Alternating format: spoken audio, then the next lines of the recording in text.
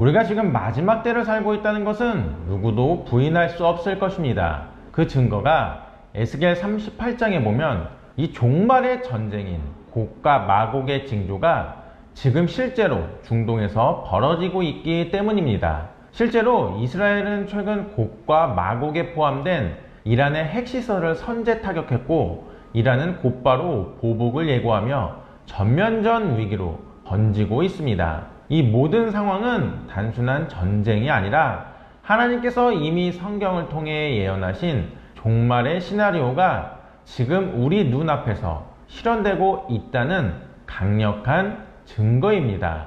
그래서 이러한 상황을 바라보며 전 세계 수많은 크리스천들은 각종 언론과 SNS에서 이런 질문들을 던지고 있습니다. 하나님께서는 성경 말씀을 통해 이스라엘을 축복하는 민족과 개인에게 복을 주신다고 하셨는데, 이 마지막 때인 지금 전 세계가 이스라엘만 비판하고 있을 때에 우리 믿는 크리스천들이라도 이스라엘을 진심으로 위해 기도하고 도와야 되지 않는가? 그리고 또 하나의 질문은 이제는 이 땅에서 천년 만년 살 것이 아님을 깨닫고 재림과 천국 소망을 품고 살아가야 되는 것 아닌가? 라는 것입니다. 이렇듯 종말의 시대가 열리고 세계 질서가 흔들리고 있는 이때에 이 두 가지 질문은 단지 국제 정서를 넘어 우리의 믿음과 삶의 본질을 다시 돌아보게 만듭니다.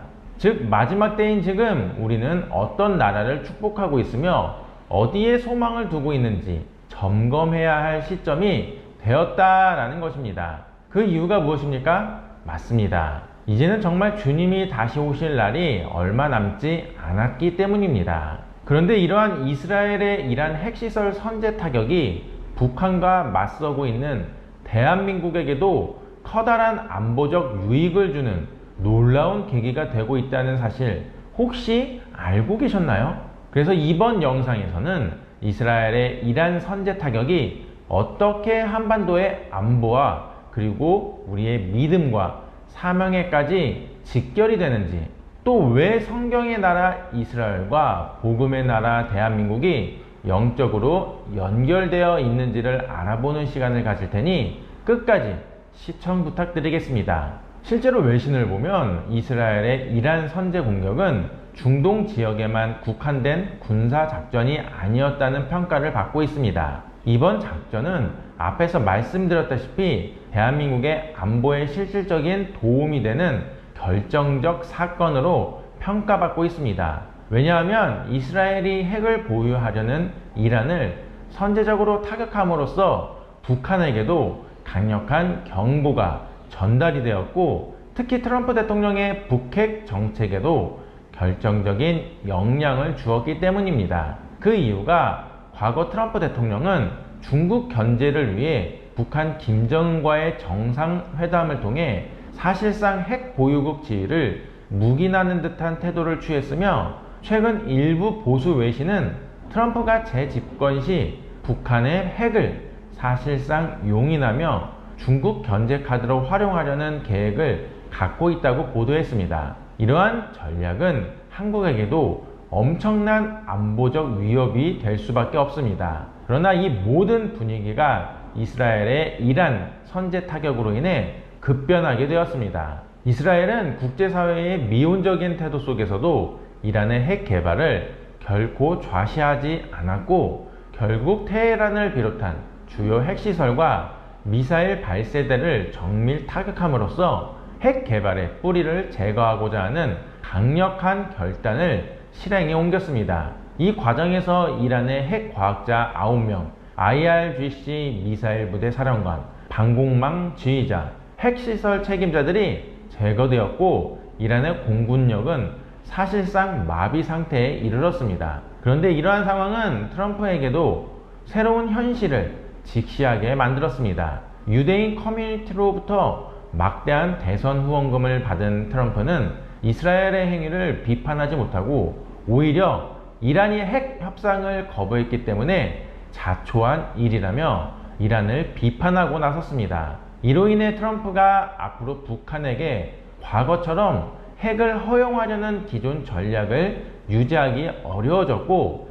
이는 곧 대한민국에게도 커다란 안보적 방어막이 생긴 것과 같은 결과를 낳았습니다. 즉, 이스라엘의 선제 공격은 이란의 핵 무장 저지를 넘어서 북한의 핵 야욕을 억제하는 국제적 기준을 새롭게 설정한 사건입니다.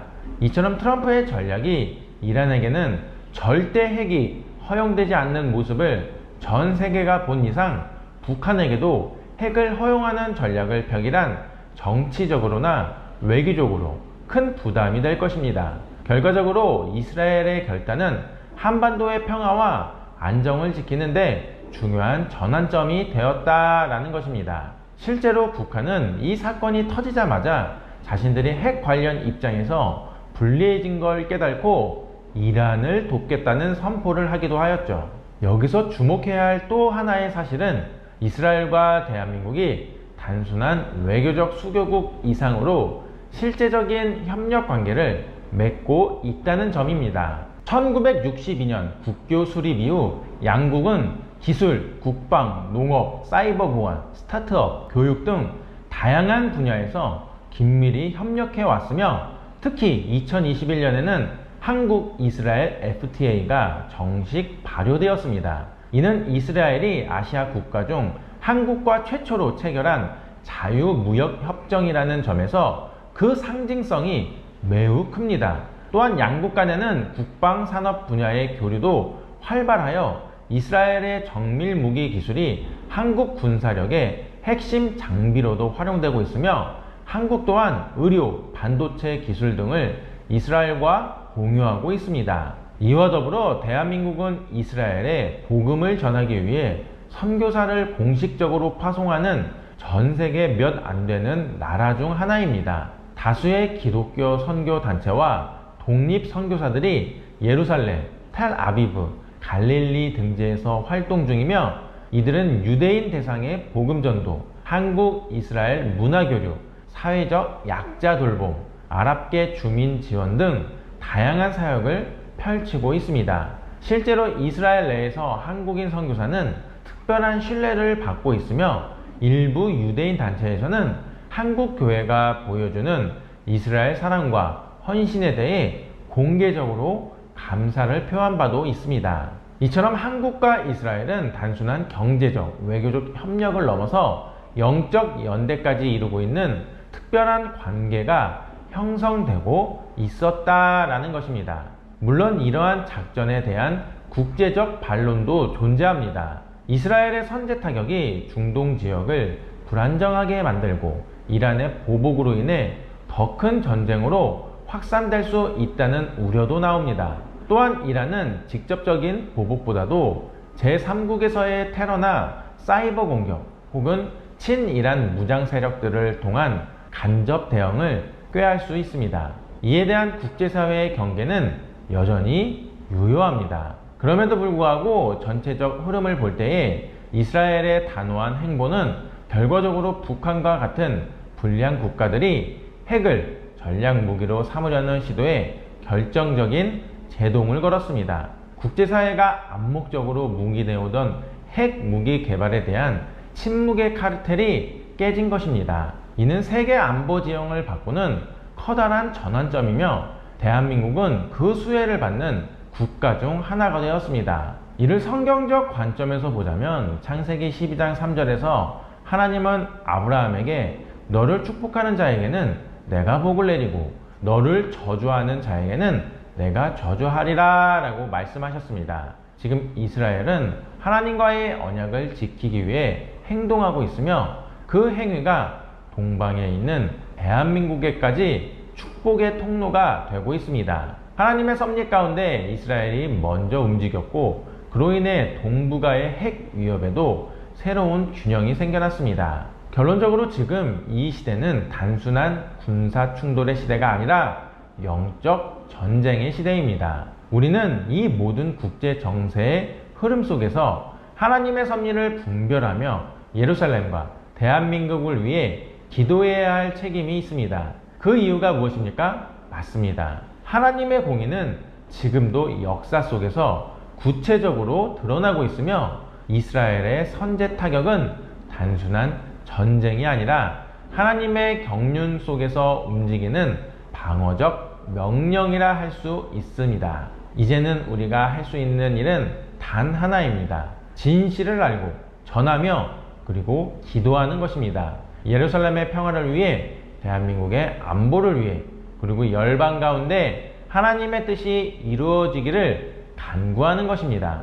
지금 이 시대야말로 깨어 있어야 할 때이다 라는 것입니다. 그렇다면 우리는 왜 이 마지막 시대에 이스라엘을 축복해야 되는지를 가지고 존 맥아더 목사님의 저서를 바탕으로 더 깊이 있게 알아보는 시간을 가지겠습니다. 서두에 말씀드렸다시피 지금 우리는 매우 중요한 시대의 문턱에 서 있습니다. 세계는 전례 없는 정치적 혼란과 영적 혼돈 속에 있고, 수많은 신학자들은 이 시대에 하나님께서 우리에게 원하시는 것이 과연 무엇일까를 깊이 묻고 있습니다. 그 답은 멀리 있지 않습니다. 바로 시편 122편 6절에 보면 예루살렘의 평화를 위하여 기도하라. 내가 그를 사랑하는 자는 형통하리로다 라는 하나님의 명확한 말씀 안에 있습니다. 이 말씀은 단순한 고대의 유대 시인의 기도가 아니라 지금 이 마지막 때를 살아가는 우리 모두에게 향하신 하나님의 절박한 요청이자 시대를 향한 영적 지침입니다. 실제로 많은 나라들이 예루살렘과 이스라엘에 대한 입장을 혼란스럽게 바꾸고 있는 가운데 그 도성을 위하여 지속적으로 기도하고 축복하는 나라에는 하나님께서 놀라운 형통함과 보호하심을 허락하신 역사적 사례들이 존재합니다. 대표적으로 한국 교회는 지난 수십 년간 이스라엘을 위하여 끊임없이 기도해왔고, 놀라운 부흥과 세계 선교 확장이라는 축복을 누려왔습니다. 또한 미국의 여러 복음주의 교회들, 특히 존 맥아더 목사님의 사역 현장에서도 예루살렘을 향한 중보 기도가 얼마나 실제적인 축복을 불러오는지를 직접 체험한 수많은 간증들이 이어져 왔습니다. 따라서 지금 이 시대에 우리가 예루살렘의 평화를 위하여 기도하는 일은 단지 한 나라를 위한 정치적 행위가 아니라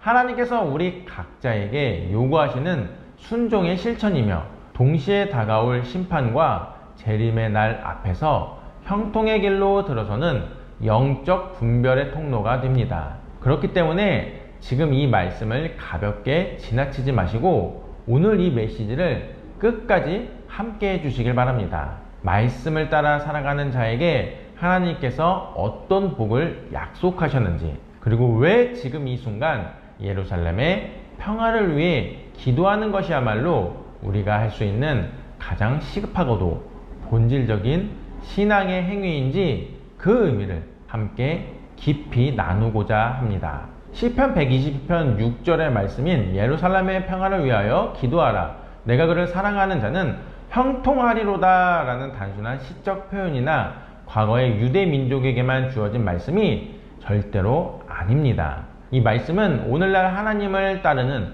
모든 신자들에게 주어지는 하나님의 명령이며 동시에 약속입니다.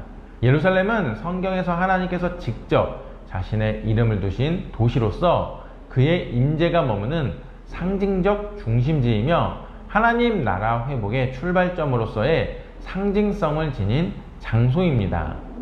그러므로 예루살렘을 위하여 기도하는 일은 곧 하나님의 뜻이 이 땅 가운데 이루어지기를 구하는 기도이자 하나님의 언약을 신뢰하는 믿음의 행위라고 할 수가 있습니다. 미국의 대표적인 성경 교사이자 목회자인 존 맥아더 목사님께서는 시편 122편을 해석하며 예루살렘의 평화를 위한 기도가 단지 영적 명상이나 신학적 상징에 그치는 것이 아니라 실제로 하나님께서 명령하신 구체적이며 현실적인 실천이라는 점을 강조하셨습니다. 목사님은 예루살렘을 위한 기도가 곧 하나님의 나라와 그의 의를 먼저 구하는 기도라고 설명을 하시며, 이 말씀을 오늘날 교회가 절박하게 붙들고 실천해야 한다고 역설하십니다. 실제로 맥아더 목사님의 설교인 The Final Justice, The Return of Christ 시리즈에서는 이 구절을 통해 예루살렘의 평화를 구하는 것이 하나님의 구속 역사 전체에서 얼마나 중요한 역할을 하고 있는지를 설파하셨습니다. 그분은 예루살렘이 단지 한 도시가 아니라 하나님의 언약과 섭리가 역사적으로 축적된 장소이며 하나님께서 이 땅 가운데 회복하실 나라의 영적 수도라고 강조하십니다. 따라서 예루살렘을 위한 기도는 단지 이스라엘을 향한 기도가 아니라 하나님께서 이끌어 가시는 전체 구속 역사에 순종하며 동참하는 행위라고 보아야 한다고 하셨습니다. 예루살렘을 향한 하나님의 사랑은 여전히 유효하며 그 도성의 평안을 구하는 자들에게 하나님께서는 오늘날에도 여전히 복을 내리신다고 믿고 계십니다. 맥어더 목사님은 실제로 예루살렘과 중동 지역의 긴장이 극심해질 때마다 미국 교회들 안에 예루살렘 중보기도 운동을 활성화하셨습니다. 실제로 그레이스 커뮤니티 철치에서는 매년 이스라엘을 위한 특별 기도 주간을 정하고 예배 중에 공동 기도 시간을 가지며 청년들과 장년들이 동방을 향하여 함께 손을 들고 기도하는 시간을 갖기도 하셨습니다. 그분은 이러한 기도를 단순한 외형적 열심이 아닌 하나님의 말씀에 순종하는 행위로 여기며 기도하는 자에게는 하나님께서 실제적이고 영적인 형통을 허락하신다고 강조하셨습니다. 시편 120편 6절의 원어적 의미도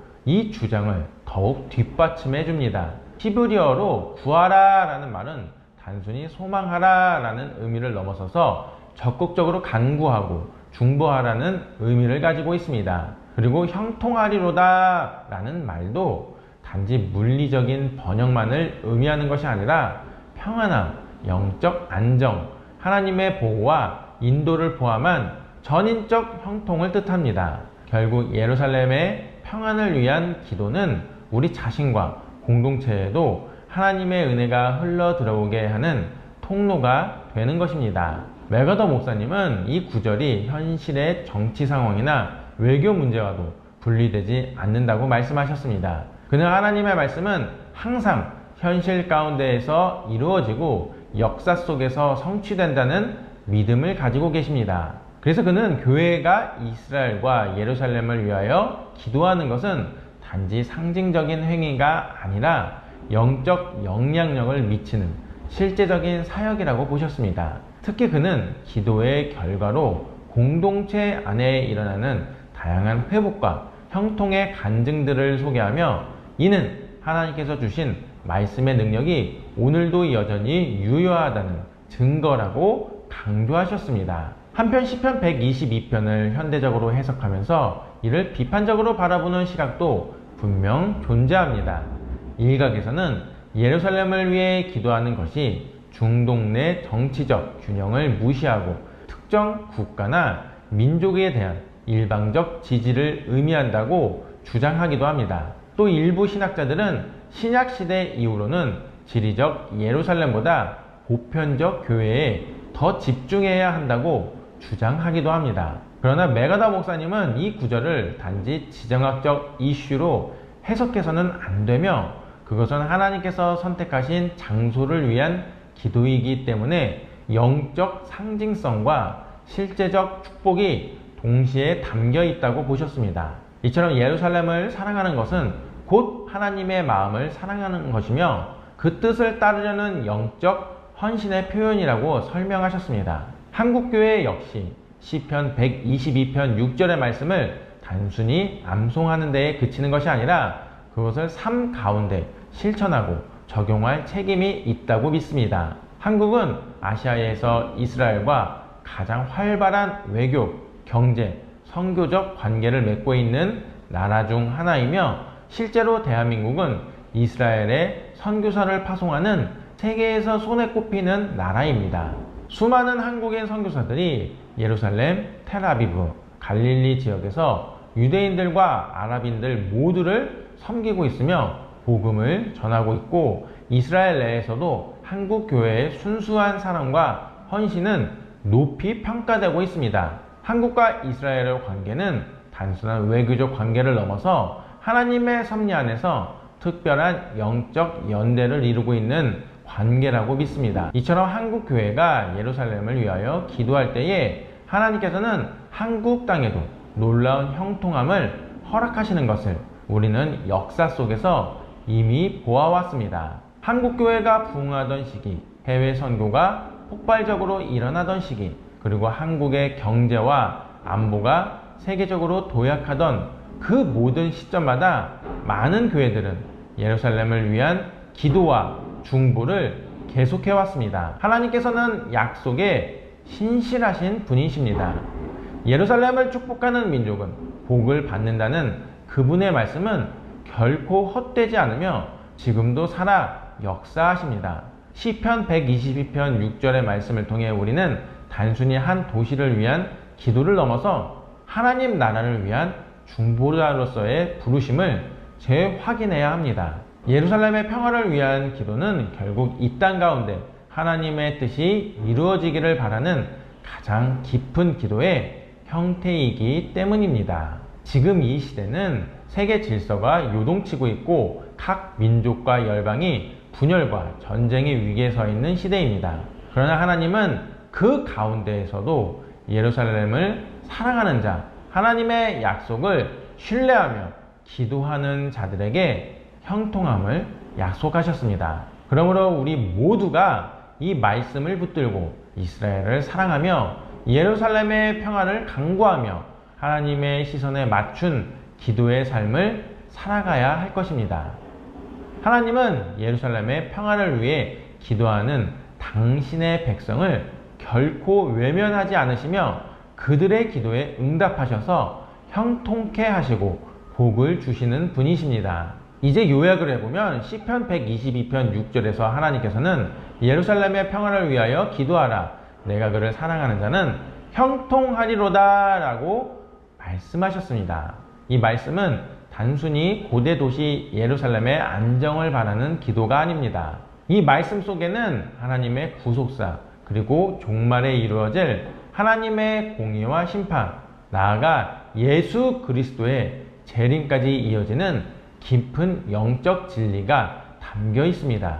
예루살렘은 성경 전체에서 하나님의 이름이 머무는 곳이며 그 도시의 평화를 구하는 기도는 하나님의 뜻이 이 땅에 이루어지기를 구하는 기도와도 같습니다. 하나님께서 예루살렘의 평화를 위해 기도하라고 명령하신 것은 단지 그 도시의 안전을 위한 것이 아닙니다.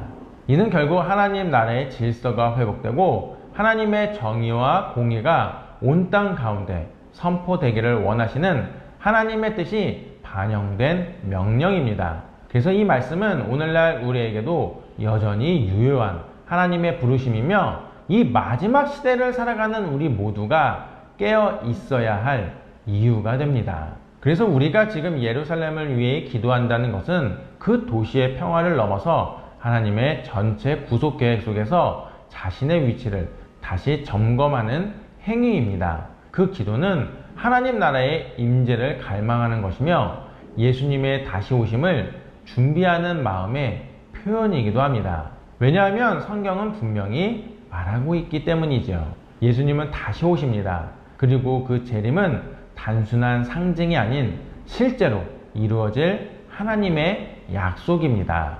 그 증거가 로마서 14장 10절에서 12절에도 분명히 나와 있습니다. 우리가 다 하나님의 심판대 앞에 서리라. 그러므로 우리가 각 사람이 자기 일을 하나님께 직고하리라 라고 기록이 되어 있는데요. 이 말씀은 단순한 교리적 선언이 아닙니다. 이 말씀은 장차 우리 모두가 피할 수 없이 하나님의 심판대 앞에 서야 할 날이 온다는 경고입니다. 이 말씀은 역사 속에서 계속해서 성취되어 온 하나님의 말씀의 진실성을 보여주는 동시에 앞으로 이루어질 마지막 심판의 실제를 우리에게 확증시켜 줍니다. 즉 예수 그리스도의 재림 이후에 이루어질 아주 무섭고 준엄한 심판은 우리에게 곧 머지않은 미래가 될 수 있다라는 것이죠. 하지만 우리에게는 희망이 있습니다. 예수님은 단지 심판이 온다고만 하신 것이 아닙니다. 그날을 어떻게 준비해야 할지도 정확히 알려주셨습니다. 마태복음 25장 40절에서 예수님은 이렇게 말씀하셨습니다. 내가 진실로 너희에게 이르노니 너희가 여기 내 형제 중에 지극히 작은 자 하나에게 한 것이 곧 내게 한 것이니라. 그러므로 우리가 여기서 알 수 있는 것은 이제 곧 다시 오실 예수님께 칭찬받는 사람은 바로 가장 작은 자들을 돌본 사람이라는 것입니다. 그래서 저희 메시지아도 이 말씀에 순종하여 사회적으로 가장 소외되고 있는 장애인 형제 자매들을 섬기고 있습니다. 사실 저희는 발달 장애인 분들이 인간의 존엄성을 가지고 예배드릴 수 있도록 전문적인 음악 치료 서비스를 제공하고 있었는데요. 그동안 기존에는 간식 후원을 통해 작은 기쁨을 나누는 데 그쳤지만 한 걸음 더 나아가 음악 전공자들과 협력하여 직접 예배 장소에 찾아가 악기 연주와 찬양을 지원하고 있습니다. 그래서 이 사역의 특별한 점은 발달 장애인분들이 스스로 예배하고 찬양할 수 있는 기회를 제공한다는 데 있습니다. 왜냐하면 이는 단순한 공연이 아닌 장애를 가진 분들이 자유롭게 하나님의 임재를 체험하고 신앙 안에서 기쁨을 누리는 시간이 되었기 때문입니다. 특히 발달 장애인분들은 일반 공연장 출입이 제한되어 있는 경우가 많아서 음악을 통한 기쁨을 누릴 기회조차 쉽게 가질 수 없습니다. 그 이유가 공연에 방해를 준다는 이유로 말이죠. 이처럼 저희 사역은 사회의 시선에서 소외된 분들에게 직접 다가가 누구도 박탈할 수 없는 하나님께서 허락하신 찬양의 기쁨과 인간의 존엄성을 선물합니다. 게다가 이 음악 사역은 단순한 위로에 그치지 않습니다. 찬양을 통하여 발달 장애인분들의 마음이 열리고 때로는 눈물을 흘리시며 성령님의 임재를 경험하는 장면이 여러 차례 목격되었기 때문인데요. 그래서 이 모든 기쁨은 곧 하나님 나라의 기쁨이 되며 우리 모두가 마지막 때를 준비하는 믿음의 발걸음이 될 수 있다는 것입니다. 그리고 이 사역의 또 다른 특징은 지속성과 확장성에 있습니다. 단발성 이벤트로 끝나는 것이 아니라 정기적으로 음악 치료와 찬양 예배를 지원하고 있으며 향후에는 더 많은 장애인 보호시설로 사역을 넓혀 나갈 계획입니다. 이를 통해 지금은 단 한 번의 연주가 작은 씨앗처럼 뿌려지지만 이 씨앗은 언젠가 장애인분들의 신앙 안에서 풍성한 열매로 자라날 것입니다. 무엇보다 이 사역은 단순한 봉사가 아니라 예수님의 명령에 응답하는 순종입니다. 즉 이제 코앞으로 다가온 이 마지막 때의 징조인 제3성전 건축이 실제로 드러나고 있다면 예수님의 재림도 반드시 다가오고 있다는 것입니다. 그리고 그 재림 앞에서 우리가 칭찬받을 수 있는 가장 확실한 방법은 바로 지금 지극히 작은 자를 섬기는 것입니다. 그래서 잠언 19장 17절은 이렇게 약속합니다. 가난한 자를 불쌍히 여기는 것은 여호와께 꼬이는 것이니 그의 선행을 그에게 갚아주시리라. 이 말씀처럼 우리가 작게 여기는 섬김 하나하나도 하나님께서 기억하시고 반드시 갚아주십니다. 혹시 지금 이 영상을 보고 계신 분들 중에 다시 오실 예수님께 칭찬받는 삶을 준비하고 싶은 마음이 드시는 분이 계신가요? 그렇다면 저희와 함께 동참하여 주시길 바랍니다. 일시 후원으로 작은 나눔을 시작하실 수 있고요. 정기 후원을 통해 꾸준히 사역에 동참하실 수도 있습니다. 특히 정기 후원은 단 한 번의 결단으로 누군가의 삶에 지워지지 않는 큰 변화를 일으킬 수 있는 놀라운 기회가 될 것입니다. 왜냐하면 이 사역을 통해 발달 장애인분들의 마음이 열리고 때로는 눈물을 흘리며 성령님의 임재를 경험하는 장면이 여러 차례 목격되었기 때문인데요. 그래서 저희가 이 영상 고정 댓글에 일시 후원 및 정기 후원을 하실 수 있는 링크를 달아놓았으니 기도하는 마음으로 동참해 주시면 감사하겠습니다. 다시 한번 강조드리면 우리는 마지막 때를 살아가고 있습니다. 그리고 마지막 때를 준비하는 가장 확실한 방법은 초림하실 때에는 십자가 죽음을 당하셨지만 다시 오실 재림주로 오실 때에는 무섭게 심판하시러 오신다고 하신 예수님께 바로 칭찬받는 삶을 살아가는 것입니다. 즉 예수님은 다시 오십니다. 그리고 다시 오실 때 이렇게 물으실 것입니다. 너희는 지극히 작은 자에게 무엇을 했느냐? 그 질문에 우리 모두 예 주님 저는 그들을 위해 살았습니다 라고 대답할 수 있기를 간절히 소망해 봅니다.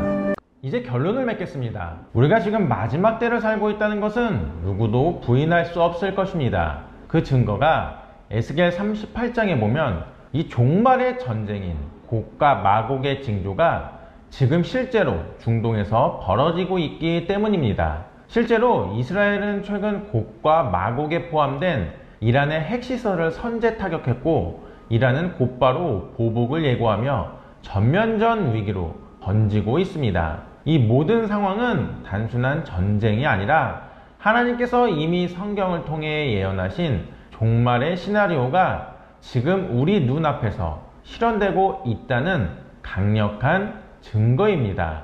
그래서 이러한 상황을 바라보며 전 세계 수많은 크리스천들은 각종 언론과 SNS에서 이런 질문들을 던지고 있습니다. 하나님께서는 성경 말씀을 통해 이스라엘을 축복하는 민족과 개인에게 복을 주신다고 하셨는데, 이 마지막 때인 지금 전 세계가 이스라엘만 비판하고 있을 때에 우리 믿는 크리스천들이라도 이스라엘을 진심으로 위해 기도하고 도와야 되지 않는가? 그리고 또 하나의 질문은 이제는 이 땅에서 천년 만년 살 것이 아님을 깨닫고 재림과 천국 소망을 품고 살아가야 되는 것 아닌가? 라는 것입니다. 이렇듯 종말의 시대가 열리고 세계 질서가 흔들리고 있는 이때에 이 두 가지 질문은 단지 국제 정서를 넘어 우리의 믿음과 삶의 본질을 다시 돌아보게 만듭니다. 즉, 마지막 때인 지금 우리는 어떤 나라를 축복하고 있으며 어디에 소망을 두고 있는지 점검해야 할 시점이 되었다라는 것입니다. 그 이유가 무엇입니까? 맞습니다. 이제는 정말 주님이 다시 오실 날이 얼마 남지 않았기 때문입니다. 그런데 이러한 이스라엘의 이란 핵시설 선제 타격이 북한과 맞서고 있는 대한민국에게도 커다란 안보적 유익을 주는 놀라운 계기가 되고 있다는 사실 혹시 알고 계셨나요? 그래서 이번 영상에서는 이스라엘의 이란 선제 타격이 어떻게 한반도의 안보와 그리고 우리의 믿음과 사명에까지 직결이 되는지, 또 왜 성경의 나라 이스라엘과 복음의 나라 대한민국이 영적으로 연결되어 있는지를 알아보는 시간을 가질 테니 끝까지 시청 부탁드리겠습니다. 실제로 외신을 보면 이스라엘의 이란 선제 공격은 중동 지역에만 국한된 군사 작전이 아니었다는 평가를 받고 있습니다. 이번 작전은 앞에서 말씀드렸다시피 대한민국의 안보에 실질적인 도움이 되는 결정적 사건으로 평가받고 있습니다. 왜냐하면 이스라엘이 핵을 보유하려는 이란을 선제적으로 타격함으로써 북한에게도 강력한 경고가 전달이 되었고, 특히 트럼프 대통령의 북핵 정책에도 결정적인 영향을 주었기 때문입니다. 그 이유가 과거 트럼프 대통령은 중국 견제를 위해 북한 김정은과의 정상회담을 통해 사실상 핵 보유국 지위를 묵인하는 듯한 태도를 취했으며, 최근 일부 보수 외신은 트럼프가 재집권 시 북한의 핵을 사실상 용인하며 중국 견제 카드로 활용하려는 계획을 갖고 있다고 보도했습니다. 이러한 전략은 한국에게도 엄청난 안보적 위협이 될 수밖에 없습니다. 그러나 이 모든 분위기가 이스라엘의 이란 선제 타격으로 인해 급변하게 되었습니다. 이스라엘은 국제사회의 미온적인 태도 속에서도 이란의 핵 개발을 결코 좌시하지 않았고, 결국 테헤란을 비롯한 주요 핵시설과 미사일 발세대를 정밀 타격함으로써 핵 개발의 뿌리를 제거하고자 하는 강력한 결단을 실행에 옮겼습니다. 이 과정에서 이란의 핵 과학자 9명, IRGC 미사일 부대 사령관, 방공망 지휘자, 핵시설 책임자들이 제거되었고, 이란의 공군력은 사실상 마비 상태에 이르렀습니다. 그런데 이러한 상황은 트럼프에게도 새로운 현실을 직시하게 만들었습니다. 유대인 커뮤니티로부터 막대한 대선 후원금을 받은 트럼프는 이스라엘의 행위를 비판하지 못하고 오히려 이란이 핵 협상을 거부했기 때문에 자초한 일이라며 이란을 비판하고 나섰습니다. 이로 인해 트럼프가 앞으로 북한에게 과거처럼 핵을 허용하려는 기존 전략을 유지하기 어려워졌고, 이는 곧 대한민국에게도 커다란 안보적 방어막이 생긴 것과 같은 결과를 낳았습니다. 즉, 이스라엘의 선제 공격은 이란의 핵 무장 저지를 넘어서 북한의 핵 야욕을 억제하는 국제적 기준을 새롭게 설정한 사건입니다. 이처럼 트럼프의 전략이 이란에게는 절대 핵이 허용되지 않는 모습을 전 세계가 본 이상 북한에게도 핵을 허용하는 전략을 펴기란 정치적으로나 외교적으로 큰 부담이 될 것입니다. 결과적으로 이스라엘의 결단은 한반도의 평화와 안정을 지키는데 중요한 전환점이 되었다라는 것입니다. 실제로 북한은 이 사건이 터지자마자 자신들이 핵 관련 입장에서 불리해진 걸 깨닫고 이란을 돕겠다는 선포를 하기도 하였죠. 여기서 주목해야 할 또 하나의 사실은 이스라엘과 대한민국이 단순한 외교적 수교국 이상으로 실제적인 협력 관계를 맺고 있다는 점입니다. 1962년 국교 수립 이후 양국은 기술, 국방, 농업, 사이버 보안, 스타트업, 교육 등 다양한 분야에서 긴밀히 협력해 왔으며, 특히 2021년에는 한국-이스라엘 FTA가 정식 발효되었습니다. 이는 이스라엘이 아시아 국가 중 한국과 최초로 체결한 자유무역협정이라는 점에서 그 상징성이 매우 큽니다.